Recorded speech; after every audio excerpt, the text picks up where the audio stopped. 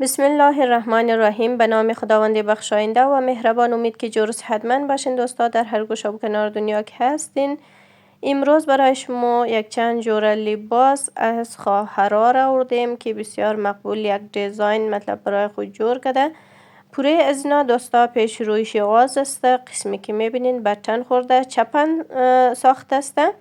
مطلب پورهشی سیم تو سیم دیزاین شده و یخنایشی یک کمی فرق مونه. طریقه آش از دونچی دیگه شی مطلب پوره یک دیزاین شده. بسیار مقبول و زیبا این لباس ها کوک شده دوستا. از این نظر ما زیاد رواج شده کلانام جور مونه. اینا را ما دستینایشی کش زدم که از خاطر که یالی خود تیمی یخی هسته بپشه. بسیار زیبا و عالی دوستای عزیز. این قسم لباس ها اگر خواستین برای اولادهای خود جور کنید بسیار مقبول معلوم میشه. بسیار راحت است در پوشیده و دیگه شی.